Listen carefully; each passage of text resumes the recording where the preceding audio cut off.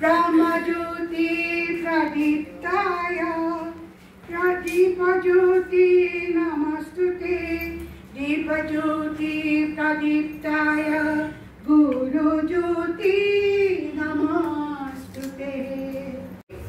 দুখন গ্ৰন্থ উন্মোচনী অনুষ্ঠান আপোনালোকে অনুষ্ঠান সকলোৱে উপস্থিত হৈছে। মোৰ আমন্ত্ৰণ ক্ৰমে সকলোৱে উপস্থিত হৈছে। এইকাৰণে মই পৰম সৌভাগ্য যে আপোনালোক মোৰ মাজত পাইছোঁ। আপোনালোক ইহঁতে মোৰ অনুষ্ঠানটো সাৰ্থকতাত পৰিণত নহয়। আজি খুব মই গৌৰৱান্বিত যে মোৰ মাজতে সকলো সদস্য উপস্থিত হৈছে।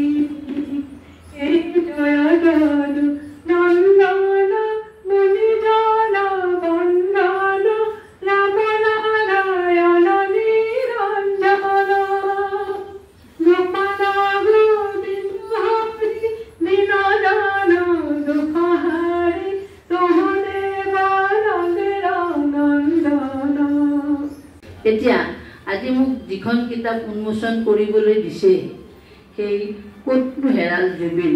আচলতে কথাটো কৈ দিলেই বেয়া লাগে। মই কিন্তু আজিলৈকে মনত মোৰ লগা নাই যে জুবিন হেৰাই গৈছে। তেওঁ এটা আমাৰ আকাশৰ জ্যোতিষ্কৰ মৰণ নাথাকে। গতিকে এটা সময়ত যেনেকৈ আমি আমাৰ সুধাকণ্ঠক কৈছিলোঁ যে জ্যোতিষ্ক, আৰু তেওঁ এটা কিমান যুগ তেওঁ ধৰি ৰাখিছে। আৰু সেইদৰে আমাৰ জুবিন গাৰ্গেও এটা ডেকা চামক, যিটো সময়ত আমাৰ ল'ৰা ছোৱালীয়ে ইংৰাজী মিডিয়ামতহে পঢ়ে, কিন্তু সেই ল'ৰা ছোৱালীয়েও জুবিন গাৰ্গৰ গীত গায়।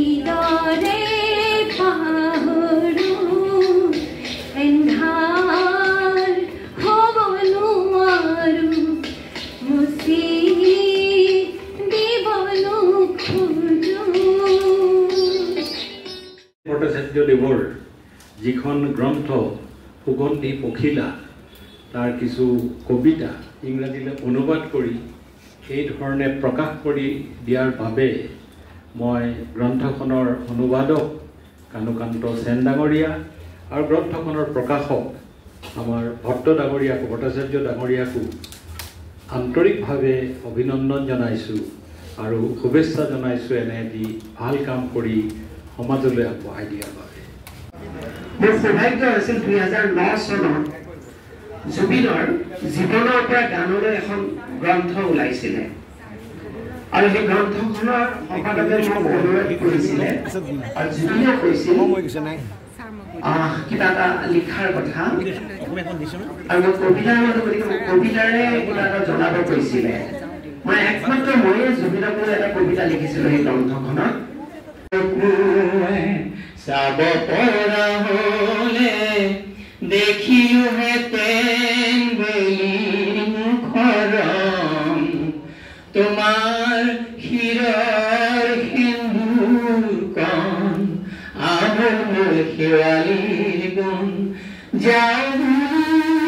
যাবই নোখোজেচোন প্ৰতিনিয়ৰে ওলালে শেৱালি, দুবৰি গৰিচা থলিহি দাপোনখন, আহি নাহি বজালে বাহি পৰিল শেৱালি বন।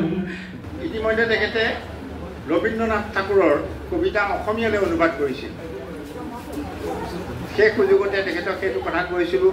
আজি মই খুব ভাল লাগিছে, যদিও উল্লেখ কৰা নাই তেখেতে, মই সেই কিতাপখন হাতত লৈ মই মোৰ নিজৰ এটা ভাৱ বাস্তৱ হোৱাৰ কাৰণে খুব আনন্দ লাভ কৰিছোঁ। প্ৰিয় জুবিন গাৰ্গ, গতিকে এই মহৎ অনুষ্ঠানটিত এই মহৎ মানুহকেইজনৰ উদ্দেশ্যে যি কিতাপ দুখন তেখেতে আজি ইয়াত উন্মোচন কৰিলে, এই অনুষ্ঠান থাকিবলৈ পাই আমি সঁচাকৈ বৰ আনন্দিত হৈছোঁ আৰু তেখেতলৈ ধন্যবাদ জ্ঞাপন কৰিছোঁ। অসমৰ সুৱলিমা পৃথিৱীৰ ক'তো বিচাৰি জনন্ত নোপোৱা